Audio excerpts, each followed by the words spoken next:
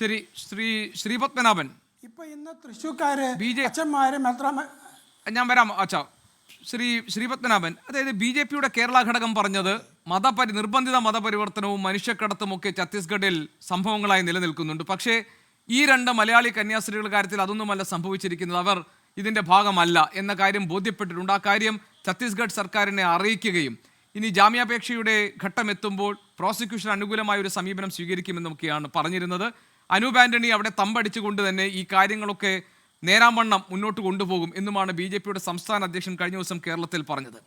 നേരെ മറിച്ചാണല്ലോ ഇപ്പോൾ അവിടെ കാര്യങ്ങൾ നടക്കുന്നത്. മാത്രമല്ല, തെലക്കട്ടച്ചൻ പറഞ്ഞതുപോലെ അവിടുത്തെ സംഭവങ്ങൾ വിശദീകരിക്കുമ്പോൾ ബജറംഗ് ദൾ പ്രവർത്തകർ ഈ കന്യാസ്ത്രീകളോട് പറഞ്ഞത്, നീയൊക്കെ വിദേശത്ത് നിന്ന് വന്ന് ഞങ്ങളുടെ ഭക്ഷണവും കഴിച്ച് ഞങ്ങളുടെ ദയവ് കൊണ്ട് ഇവിടെ ജീവിച്ചിട്ട് ഞങ്ങളുടെ രാജ്യത്തിനെതിരെയും ഞങ്ങളുടെ മതത്തിനെതിരെയും പ്രവർത്തിക്കുന്നു എന്ന് ചോദിച്ചു എന്നൊക്കെയുള്ള വിവരങ്ങളാണ് വരുന്നത്.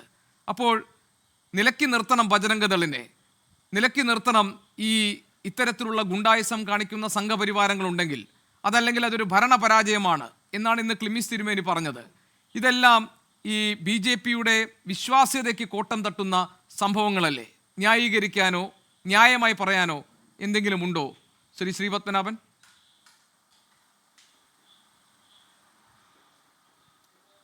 അതെ, ഞാനൊരു കേസ് നമ്പർ പറഞ്ഞുതരാം. MCRC number 9583 of 2021, high court of Chhattisgarh Bilaspur. എന്താ സംഭവം അറിയോ? 5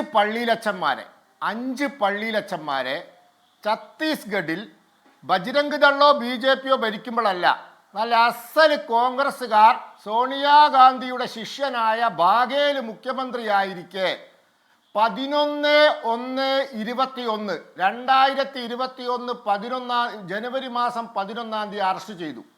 എന്താ അവരുടെ പേര്? സൈമൺ കെസ്, കുൽദീപ് കെർക്കട്ട, സമൽ ടിർക്കി, അനിൽ ലക്കട, പ്രവീൺ ലക്കട. 5 പള്ളിയിലച്ചന്മാർ. ഇവരുടെ പേരിൽ ആരോപിച്ച കുറ്റം എന്താണെന്നറിയോ? ഒരു ഹിന്ദുവിൻ്റെ വീട്ടിൽ പോയി അവനോട് പറഞ്ഞു അത്രേ, നീ ഇനി ഹിന്ദു ദൈവങ്ങളെ വിശ്വസിക്കരുത്, ഹിന്ദു ആചാരങ്ങൾ അനുഷ്ഠിക്കരുത്, നീ അതൊക്കെ അവസാനിച്ച് യേശുക്രിസ്തുവിൽ മാത്രം വിശ്വസിക്കണം.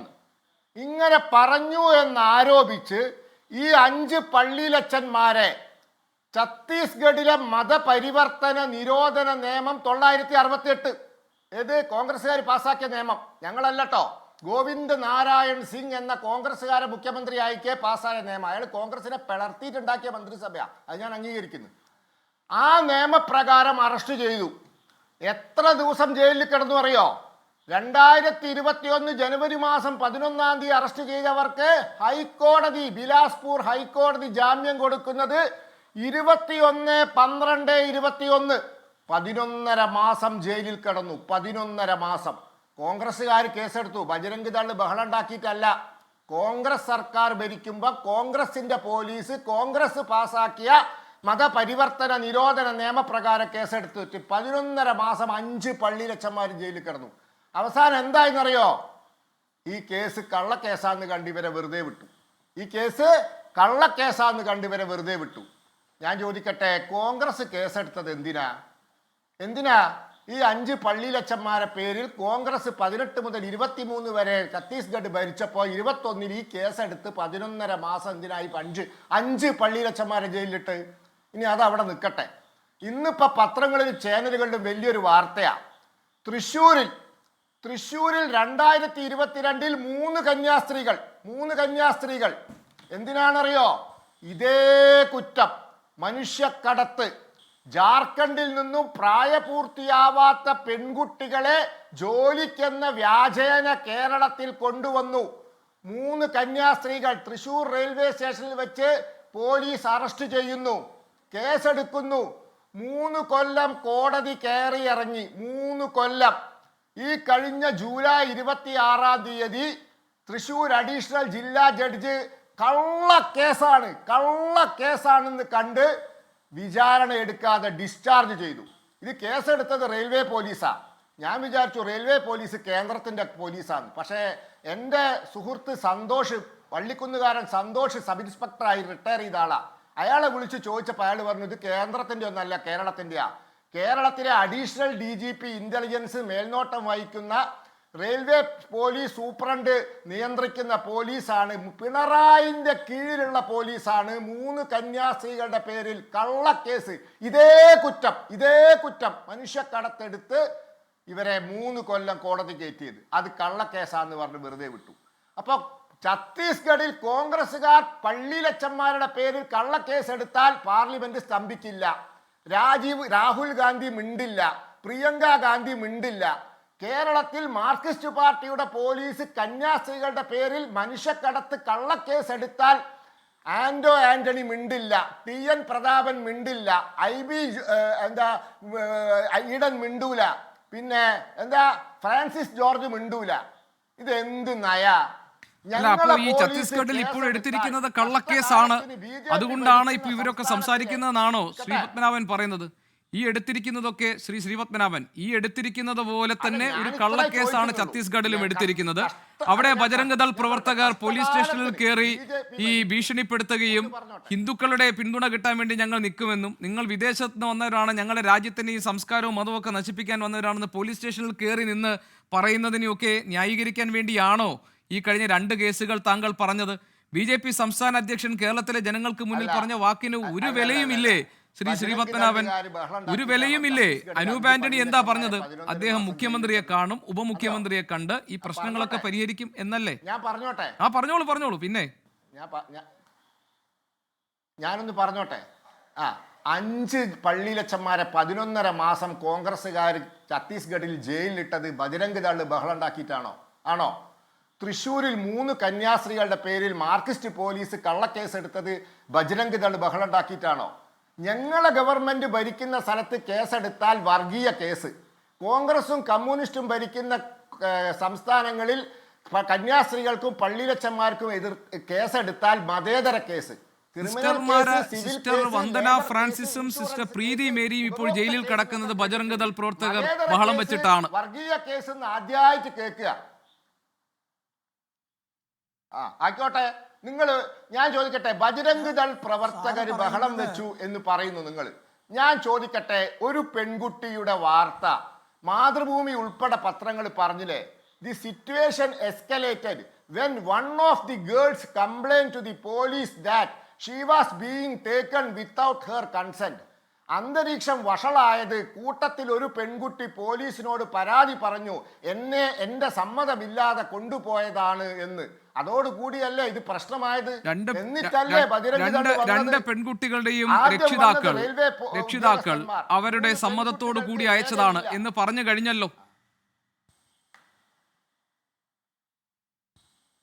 അത് കേസെടുത്തിട്ട് ജയിലിലായിട്ട് പറഞ്ഞിട്ട് കാര്യമില്ലല്ലോ.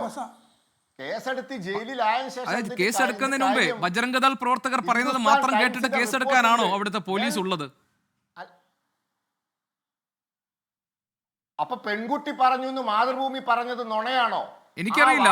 മാതൃഭൂമിയുടെ ഓൺലൈനിൽ ഇപ്പോഴും ഉണ്ട്. എനിക്കറിയില്ല. ഞാൻ പറഞ്ഞത് ആ പെൺകുട്ടികളുടെ രക്ഷിതാക്കൾ ഞങ്ങളുടെ അനുവാദത്തോടു കൂടിയാണെന്നും ഇവരവിടെ നിർത്തിയത് ഇന്ന പർപ്പസിനാണ്, ഈ കാര്യങ്ങൾ പഠിക്കാൻ വേണ്ടിയാണെന്ന് ആ കുട്ടികൾ തന്നെ പറയുന്നതും രക്ഷിതാക്കൾ പറഞ്ഞതുമായ കാര്യങ്ങൾ ഞങ്ങൾ അറിഞ്ഞു. അപ്പോൾ ഇതൊക്കെ പരിശോധിക്കാതെയാണോ മനുഷ്യക്കടത്തിനും അതുപോലെ തന്നെ പിന്നെ നിർബന്ധിത മതപരിവർത്തനത്തിനും അവിടുത്തെ BJP സർക്കാർ കേസെടുക്കുന്നത്, BJP സർക്കാരിന്റെ പോലീസ് കേസെടുക്കുന്നത്? അങ്ങനെയാണെങ്കിൽ പിന്നെ എന്തിനാണ് ഇന്ന് പ്രോസിക്യൂഷനും ബജരംഗ് ദളിന്റെ അഭിഭാഷകനും ഒരേ സ്വരത്തിൽ ഈ കോടതിയിൽ ഒരേ കാര്യം തന്നെ പറഞ്ഞത്? ഇന്ന് കോടതിയിൽ ജാമ്യാപേക്ഷ വാദം കേട്ടിട്ടില്ല. എന്തിനാണ് ഇങ്ങനെ തെറ്റായ കാര്യം പറയുന്നത്? ഇല്ല, ജാമ്യാപേക്ഷ വാദം കേട്ടിട്ടില്ല. ജാമ്യാപേക്ഷയ്ക്ക് വാദം കേട്ടിട്ടില്ല. പക്ഷെ പ്രോസിക്യൂഷനും ബജരംഗ് ദളിന്റെ അഭിഭാഷകനും ഇത് ഈ കോടതിയിൽ പരിഗണിക്കേണ്ടതല്ല എന്ന നിലപാട് സ്വീകരിച്ചു. അതാണ് പറഞ്ഞത്. കോടതിക്ക് എന്തൊരു ഉത്തരവിന്റെ കോപ്പി തരാ. ഹിന്ദി വായിക്കാൻ അറിയെങ്കിൽ വായിച്ചോളൂ. ആ കോടതിയിലെ ഇന്നത്തെ ജാമ്യാപേക്ഷയിൽ ജഡ്ജി പാസാക്കിയ ഉത്തരവിന്റെ കോപ്പി ഞാൻ അജാസിന് ഇപ്പൊ ഇട്ട് കൊടുക്കാം. താങ്കൾക്ക് ഹിന്ദി വായിക്കാൻ പറ്റിയെങ്കിൽ വായിച്ചോ. ഞാൻ പറഞ്ഞത് അതല്ല. പറഞ്ഞു അതെ, കോടതി അത് പറയുന്നതിന് മുൻപ് അത് ആരാ ശ്രദ്ധയിൽപ്പെടുത്തിയത്? ആരാ കോടതിയോട് അത് പറഞ്ഞത്? അത് പറഞ്ഞത് ബജരംഗ് ദളിന്റെ അഭിഭാഷകനും പ്രോസിക്യൂഷനും, അതായത് ഛത്തീസ്ഗഡ് പോലീസും ഒരേ അഭിപ്രായം പറഞ്ഞു. അത് ഈ കോടതിയുടെ പരിധിയിലേക്ക് വരുന്നതല്ല എന്ന്. ഇനി ഇതേ സമീപനം തന്നെയായിരിക്കും ബിലാസ്പൂർ NIA കോടതിയിൽ പോയാലും സ്വീകരിക്കാൻ പോകുന്നത്. എന്തിനാണ് വെറുതെ ഓഫീസിലേക്ക് ഇടാം. അല്ല അതൊക്കെ ഇട്ടോളൂ, അതല്ല അല്ല ശ്രീ പത്മനാഭൻ, എന്തിനാണ് വെറുതെ BJP സംസ്ഥാന അധ്യക്ഷൻ പറയുന്നത്? ഈ പാർലമെന്റിൽ ഈ പ്രശ്നം ഉണ്ടായപ്പോൾ ഛത്തീസ്ഗഡിൽ നിന്നുള്ള BJP MP-മാർക്ക് ഇതായിരുന്നില്ലല്ലോ അഭിപ്രായം. കേരളത്തിലെ രാജീവ് ചന്ദ്രശേഖർ പറഞ്ഞ അഭിപ്രായം ആയിരുന്നില്ലല്ലോ പാർലമെന്റിൽ ബഹളം വെച്ചപ്പോൾ ഛത്തീസ്ഗഡിലെ BJP MP-മാർക്ക് ഉണ്ടായിരുന്നത്. അല്ല നിങ്ങള് ആദ്യം കോടതി പറഞ്ഞ അഭിപ്രായത്തെ പറ്റി പറയുമ്പോൾ നിങ്ങൾ വേഗം ഓടിപ്പോവല്ല. ഇപ്പൊ നിങ്ങൾ പറഞ്ഞു കോടതി ഞങ്ങൾ അവിടെ ജാമ്യാപേക്ഷ എതിർത്തു. ഇന്ന് ജാമ്യാപേക്ഷ കോടതി മുഴുവൻ കേൾക്കാതെ താങ്കൾ പറയരുത്. ജാമ്യാപേക്ഷ എതിർത്തു എന്നല്ല പറഞ്ഞത്. ജാമ്യാപേക്ഷ പരിഗണിക്കുന്ന ഘട്ടത്തിൽ അത് ഈ കോടതിയിൽ പരിഗണിക്കേണ്ടതല്ല എന്ന ബജരംഗദൾ അഭിഭാഷകന്റെ നിലപാടായിരുന്നു പ്രോസിക്യൂഷനും എന്നാണ് പറഞ്ഞത്.